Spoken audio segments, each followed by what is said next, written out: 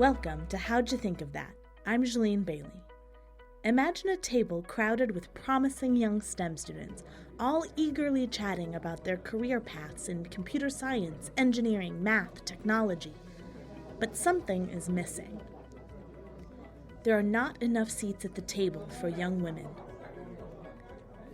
Ruthe Farmer has dedicated her life to changing that, even when it takes bringing in the folding chairs to make room.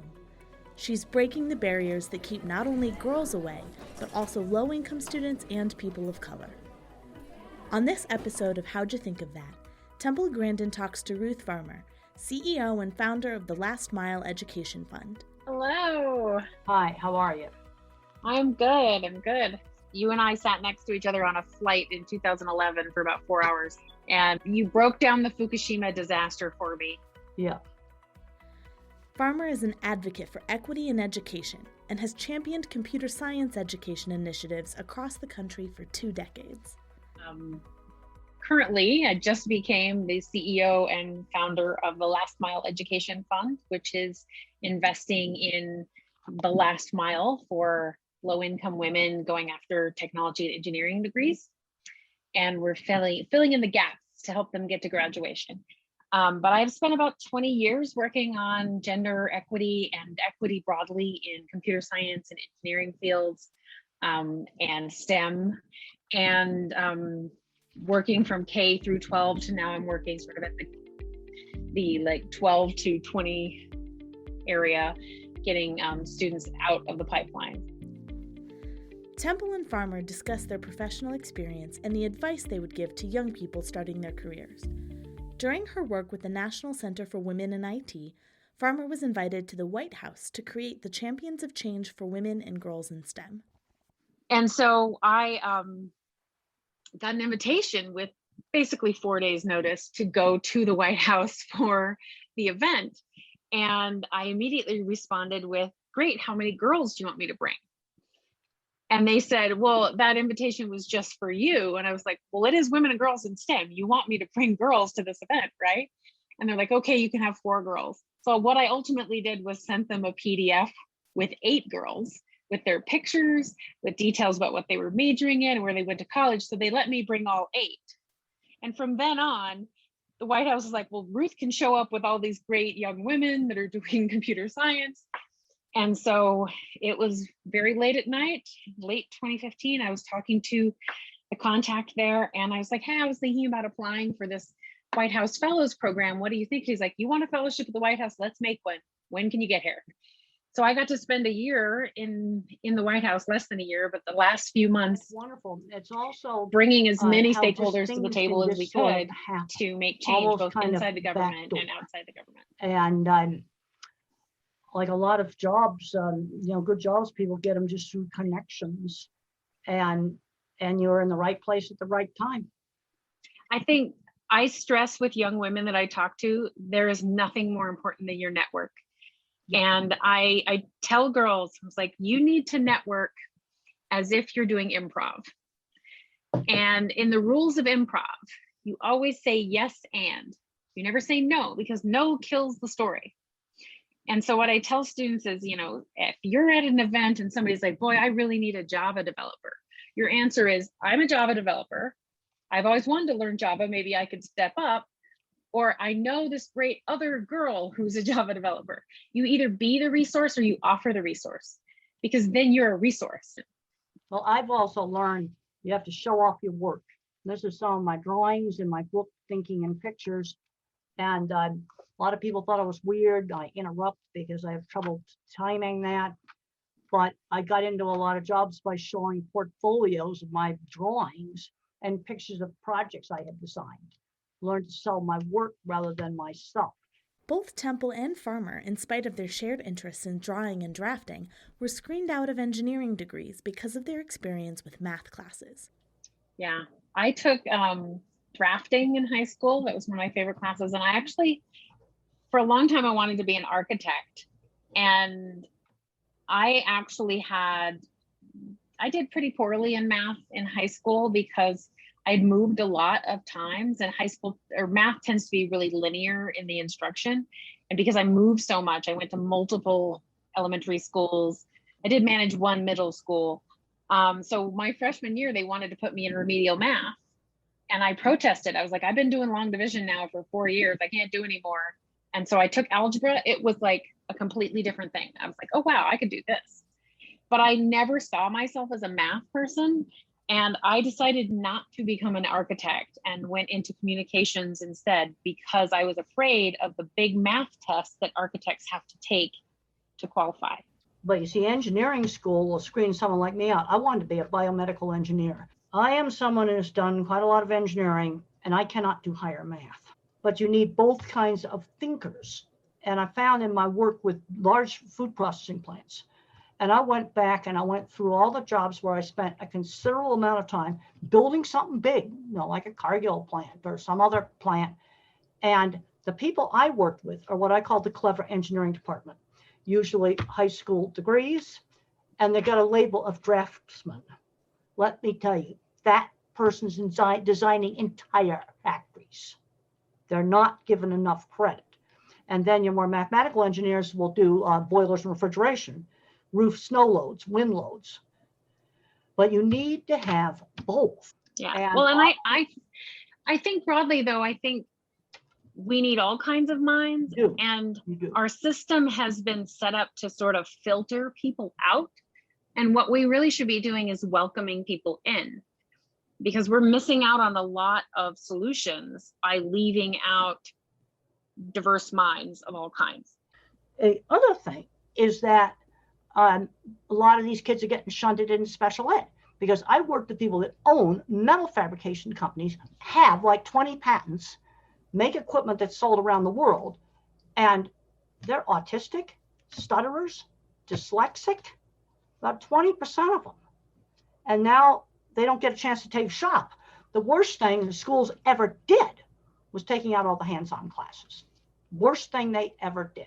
Because how can you find out you like welding, or you like fixing mechanical things, or you like music, or you like art or cooking or some other thing if you don't ever do it?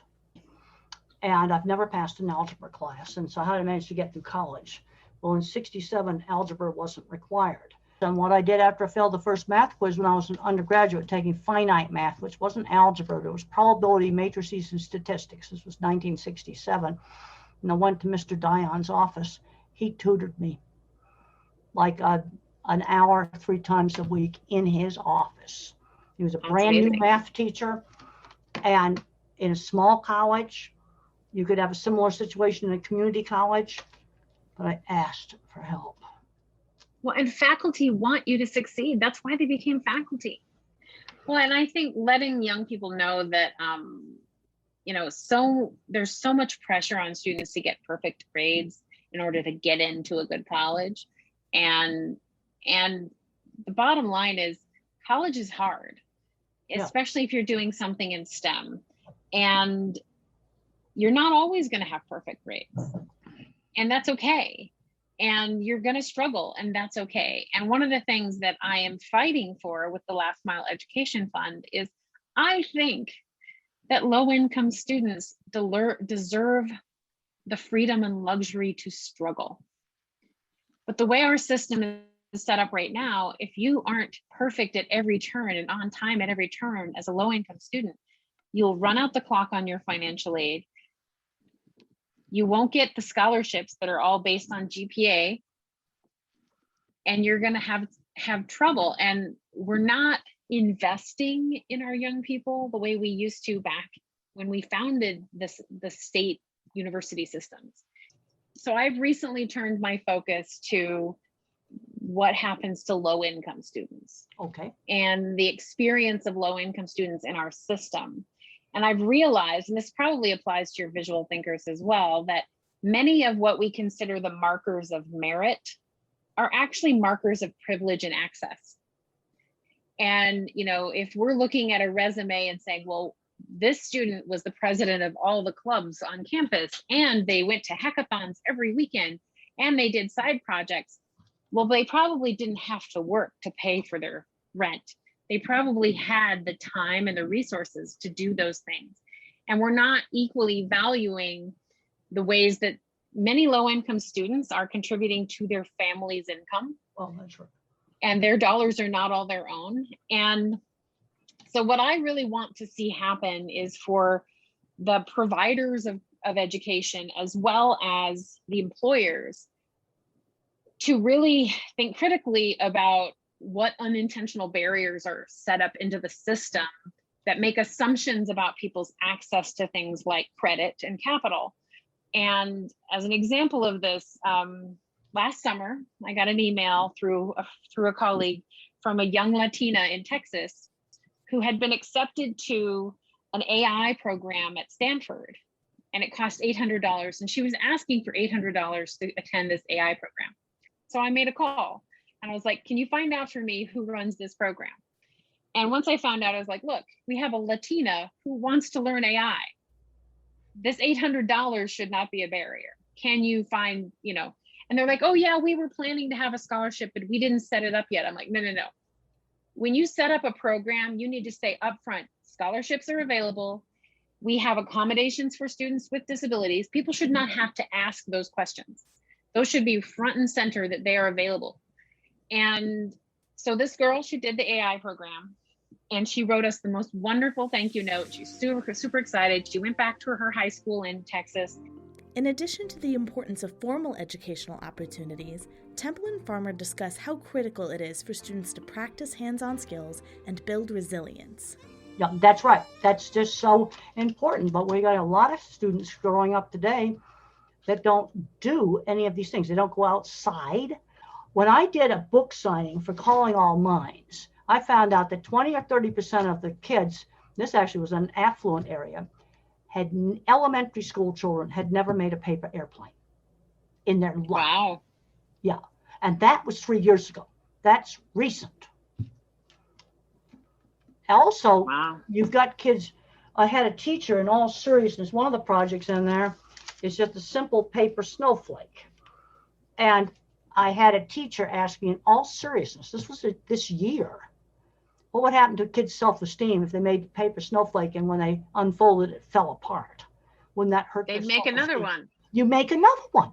But a teacher asked me that in absolute seriousness. That's within the last year. This is recent. See, I think we have to normalize trying, and we have to normalize failing, because that's part of the design process. You try something and it doesn't work, and you try another thing. And so one of the things that I would really like to see is, we have this history in our society of like winner takes all, the science fair, who's the best of the best. But what about all the triers? Like, what are we doing to invest in the triers? Because the winners are going to be fine, but the triers might just need to try something different, or to try something again, or to have access. And so I'm really pushing towards this abundance viewpoint of who has talent, an abundance viewpoint of who has potential, and finding ways to incubate what is sadly would be considered the B team, but they're really just the team that needs a little more practice or a little more access. One of the things that I think is we got to get the shop classes back into the schools, because we're not forming the little bitty shops anymore. Well, making is coming back, now there's a lot of 3D printing and making, and it's really shop class by another name. But there's some schools that have none of this. Most schools have none of it. All around the country. Some schools are bringing this stuff back. I think Texas is one of the states getting some of this stuff back, and they get somebody that graduates in the program and they're hired instantly. I went to a maker fair. It was probably about 5 years ago now. That was in Boulder, and they had a lot of electronic stuff there, and it was mainly for elementary kids, maybe middle school. And you know what the big hit was? Washing machine boxes. They had a great time cutting the cardboard, and you can cut that heavy cardboard with a hacksaw blade that's taped on one end. Well, I think too that kids have imaginations, and so many of our toys and devices take away that imagination part of it and replace that with something that's told to you. And I think give a kid a box of recycling, and he can make all kinds of of toys out of that. And I think that the play and the tinkering, all of that is really, really important. I think it's super important, but we got kids growing up today that have never used a tool. I was using hammer, screwdriver, and pliers at about 2nd grade. And I figured out a way to make a parachute that I made out of a scarf open better by putting 2 coat hanger crossbars. And that is in my book, Calling All Minds. And I can remember my little kid hands were not strong enough to cut a coat hanger wire, but I could dent it. And then I had to do this to cut it. And then I could bend it with the pliers. But I was doing that 2nd and 3rd grade. But there's other places where I've got students in my livestock class, they have to do a scale drawing. I have students ask me, why would drawing a scale drawing be important? And I said, well, if you're going to remodel your house, it might be important. If you buy a couch, maybe you better measure it to make sure it fits in the elevator. And I had a student in my class last semester who had never used a ruler to measure anything. And I am getting concerned that we're getting students that are going to go into policy and all kinds of stuff growing up totally removed from the world to practical. How do we actually get stuff done? Mm-hmm. And they'll make policy about stuff that they don't know anything about. And there's not enough respect for know-how. So are you proposing, a return to apprenticeships? And we need to be doing some apprenticeships. And it also gives the students a chance to try on stuff. According to the U.S. Department of Labor, apprenticeships in the United States have seen 70% growth since 2011, with more than 349,000 apprentices completing one in the past 5 years. Those who graduate from an apprenticeship have a 92% employment retention and earn, on average, $300,000 more than their peers who do not. Beyond these opportunities, developing educational initiatives is a key part of farmers' work. Once these projects have been tested and proven, they're shared with people, organizations, and communities that could be invested in them, a process that both Ruthe and Temple have personal experience with. And I found in developing the design and discovery curriculum with Intel that the most powerful thing about that program was that we didn't tell the students what engineering problems they needed to solve. We let them pick. Good. We said, make a list of everything that bugs you. What bugs you? And we showed them all the design solutions we could. We took them on field trips to Home Depot and Ace Hardware to look at all the design solutions that are out there in the market, get them thinking. And then they would be like, oh, well, this doesn't work right, or this could be better. And I'm like, put it on your bug list. And they'd make this big list of things that bug them. And by the end of the program, they had to stand up in front of a group and present the problem they were solving, their prototype, and their 6-month plan of how they were going to get there. Well, that's just great. I mean, that's wonderful. It was one of the most fantastic programs I've ever seen. And the types of the way that these girls were so engaged in solving this. And one of the projects I remember that I really loved was a young woman who her parents were not in her life. So she's living with her grandparents, and it was Oregon where it rains all the time. Yeah. And her tennis shoes would get wet. And she would put her tennis shoes in the dryer, and they would clomp, clomp, clomp, clomp, clomp, and make noise, and it would irritate her grandfather. So she ended up coming up with a mesh bag that had super powerful magnets on it that would magnet to the inside of the dryer. So as the dryer tumbled, the shoes didn't hit the sides. Oh, that's so clever. It's so clever. And I was like, oh my gosh, you could sell this. You could sell this. And it's so clever. You see, what I've learned about thinking is that the visual thinker and the math thinker, we're both bottom-up thinkers. Plan up our projects. There's a tendency for the verbal thinkers. Oh, big, high ideas about inclusion, but how do you actually do it? See, my approach would be to write up about programs that actually worked. And that's actually a big approach at both in the White House and at CS for All. One of the things we did was what we called commitments. And we would call on the community of organizations and curriculum developers, everyone, to make what we called CS for All commitments. And they had to be new, specific, and measurable. They had to say, I'm going to do this with this population. It's going to have this outcome by this time. And so many great things came out of that. But part of it was people actually putting a flag in the sand. And one of my favorites in all the many years of doing commitments was a program out of the land grant university in West Virginia. It was called Project Code Nodes. And they had a coding club program for girls of color. And they were hosting it at the university, but obviously, you know, not every kid can get to the university. So they formed a partnership with PAC, the Partnership of African American Churches, and they started holding those coding clubs in the churches. Good. The kids already go where their parents are comfortable, where they have a relationship. I found Well, out and that's kind of what the commitments are about, is like, we call it scout and scale. So let's find things that are great and talk about them and write about them and show everyone else how to copy them. okay, but I think That's about how getting the word out. And but let's just look at the church thing. Okay, that's a resource a lot of people have. So one of the things I would do if I was pushing this program is I want to write some articles in some church publications. Getting, you know, that's getting right down on, you know, right where the people are. But you see, if you get this into church magazines or church blogs and websites, then that's one avenue where you can get these programs to grow and explain how to do it in a not abstract way. And then there might be something else that you just do through the local high school. There might be a different thing you did, or you do it for Girl Scouts, or you do something through FFA. But then you got to write something in the FFA teacher publications, websites and blogs and things like that. So you'd write one set of stuff for church publications, another set of stuff for FFA ag teacher publications, another thing for Girl Scouts. You see, each one of these is like a separate entity on how you can start these programs.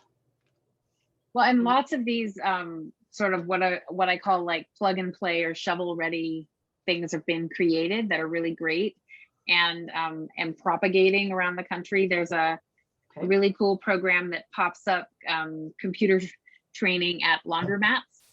Okay. Because families spend 2-3 hours doing their laundry. Idea. Well, and there's a laundromat association actually that a few years ago, they announced a program, which I love, called Wash Time is Talk Time, which was kiosks set up in laundromats all over the nation to educate parents and encourage them to spend the time doing their laundry, talking and reading to their kids, because low-income students are spoken to 30,000 words less by the time they're age 3 than affluent kids. So helping close that early childhood education gap. But like, that's the way I think, is I think about like, what are the big systems that already exist that we can leverage? And how do we take something like the Girl Scouts or the churches or our existing infrastructure? Where are the places girls and boys go? You know, there's a really great program in Memphis that they put shipping containers in the parks and set up computer labs in the shipping containers in the parks to do the kids' homework and help them, because the kids can't necessarily come to them, but the kids are going to the park to play basketball or do whatever they're doing. So there's a lot of really innovative approaches out there, and people are smart. And so each one of these approaches is specific. Well, and I think that one thing that we haven't done well as a society is communicate to young people how much creativity and actually do-gooding is in the world of engineering and STEM. That, you know, we talk about, if you want to help people, you have to be a nurse, or you want to help people, you have to be a human rights lawyer. But the amount of impact you can have as an engineer is exponential. The work that Farmer does goes beyond individual programs. Women make up more than half of the nation's college-educated workforce, but only 28% of the STEM workforce.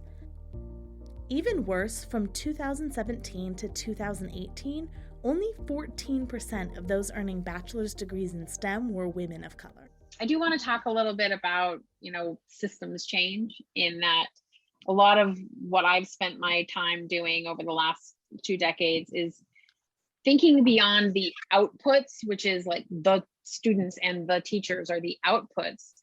And people want to, like, I'm going to do a program for kids, or I'm going to do a training for teachers. But what I think we really need to do to get to like permanent change is we need to think about the system that produces, and how is that system leaving people out or disenfranchising people? How is it not working equitably for everyone? I went to a fancy place probably 5 years ago. I won't say where it was. The degreed engineers got offices in the tower. My department got stuck in a service tunnel with cable trays in the ceiling. Every time I look up at a cable tray now, I think of this. One thing I can say about the meat industry, we're democratic. Everybody in the engineering department, the draftsman and the degreed engineer, has a horrible office. We're democratic. You know what? My sister is a chemical engineer, and she builds oil refineries and processing plants. And she told me about having a job as a consultant on the really big Exxon, I think it was Exxon plant in Texas, and shows up to this just awful trailer. Just this awful trailer, and very, very, very few women on the site, and that people would come in and out of the trailer, and they would walk right past 3 men's desks and come up to her and say, "Can you make some copies?" And she's like, "I bill at $280 an hour. Do you want me to make copies?" And and that there was this real gender imbalance in her space. Now, I know you experienced a lot of that in your industry. How have you seen that change? Well, things are a lot better. When I started out in the 70s, there were absolutely no women working cattle out in the feed yards and things like that. That's really changed. Now, I had a lot of gender discrimination, and most all of my problems were not with the owner of the plant or the owner of the feed yard or the big managers. It was the foremans, the intermediate level managers. That's where 90% of my trouble was. They didn't like this girl nerd coming in on their turf. That's where the problems were. Another thing is I had to be like 3 times better than a guy. And as I went in the industry, I was appalled at mistakes guys could make and still have jobs. There's a blog I read a few years ago that I really love called "I Can't Wait to Meet a Bad Woman Engineer." And it talks about the fact that, like, how come every time you hear about a woman engineer, she's some kind of super person who, is an amazing engineer, plus has 3 kids, plus runs her like Girl Scout troop and everything. It's because anyone who wasn't that 150% person is off in a different field now, because we've driven them out. That women have to be so much more than their male peers to be treated with a similar level of respect, or they even still don't get that in terms of pay. I do know, I'm excited that Colorado just passed a gender pay transparency law that went into effect recently. And hopefully we'll start to see some impact of that. Right. No, that's fantastic. Well, I really appreciate talking to you. And I would say again that I have admired your work for a long time. I watched the movie about you. I think it was 2009 when I watched it. And it's such an honor to be here to talk to you. And there's so many different ways that we're going to get this job done. That's right. For young people. And we need as many minds and hands at the door as we can. That's right. That's just so important. I'm going to sign off now, and it's been great talking to you. Well, thank you very much. Thank you so much. That was scientist Temple Grandin and Ruthe Farmer, founder of the Last Mile Education Fund. I'm Jolene Bailey. How'd You Think of That is a production of the Utah STEM Action Center in partnership with SQ Media. It is made possible by funding from the National Science Foundation's Advanced Technological Education Program.